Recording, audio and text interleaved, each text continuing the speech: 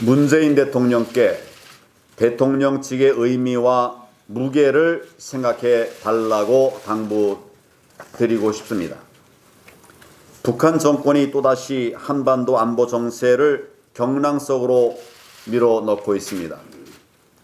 새로운 전략무기, 충격적인 실제 행동 운운하면서 핵과 ICBM 시험 재개 협박을 해왔습니다. 대화의 여지를 남겼다고는 하지만은 본질은 미국의 오판에 대한 신라 같은 기대일 뿐입니다.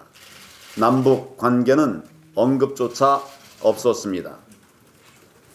북한 정권 앞에서도 찬밥 신세 대한민국입니다. 문 대통령이 줄기차게 강변하던 북한의 핵 폐기 의지, 남북 평화와 현실은 전반대로 전개되고 있습니다. 그러나 대통령도 청와대도 모두 모르쇠입니다. 비겁하거나 무지의 침묵입니다. 운전자 또 중재자란 명함은 무색해진 지가 오래되었습니다. 이제는 무관심과 외면의 대상이고 일색이었습니다.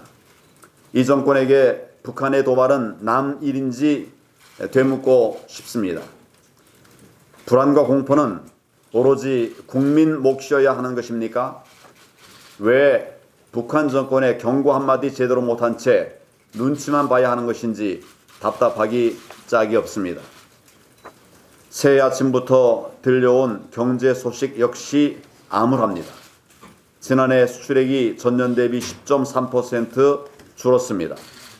두 자릿수 감소율은 금융위기 당시 2009년 그 이후 10년 만이라고 합니다. 효자 품목인 반도체 수출은 전년 대비 25.9% 줄었습니다. 이렇다 할 대외 악재나 한파가 눈에 띄지 않음에도 불구하고 우리 경제의 생명줄 수출이 말라가고 있는 것입니다. 반시장 정책으로 경제 주체의 의지를 꺾고 각종 규제와 통제로 경제를 교란시킨 당연한 결과입니다. 문 대통령, 얼마나 더 많이 망가지고 또 얼마나 더 충격적인 수치가 나와야 이 절망적인 경제 현실을 인정하실 것입니까? 하지만 문재인 정권, 안보의 경제는 뒷전으로 밀어두고 오로지 독재 악법 통과에만 총력을 기울여 왔습니다. 국민의 먹고 사는 문제는 안중에도 없었습니다. 움켜쥔 권력을 지키는 것이 더 급했던 정권입니다. 문재인 대통령, 기어이 2019년 마지막 수석보좌관 회의를 제1야당 비판과 공격으로 장식했습니다. 국회법을 위반하고 소중한 관행을 짓밟아 가면서 끝끝내 연동형 비례제와 공수처법을 강행 통과시켜놓고 악담과 남 탓으로 갈등을 더 부추기는 대통령입니다. 대통령께서 작년 마지막 순간까지 좁은 자세, 작은 정치를 우리 국민들에게 보여준 것입니다. 경제, 민생, 안보의 최종 국정 책임자가 누굽니까?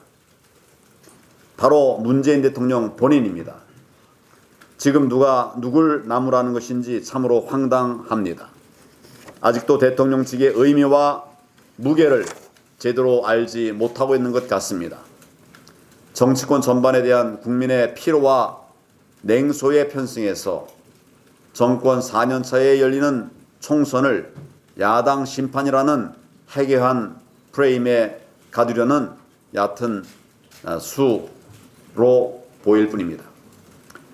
지난 투쟁과 저항의 시간이 자유한국당을 단련시켰다면 지금부터 총선까지의 시간은 자유한국당을 책임 야당으로 재탄생시킬 것입니다.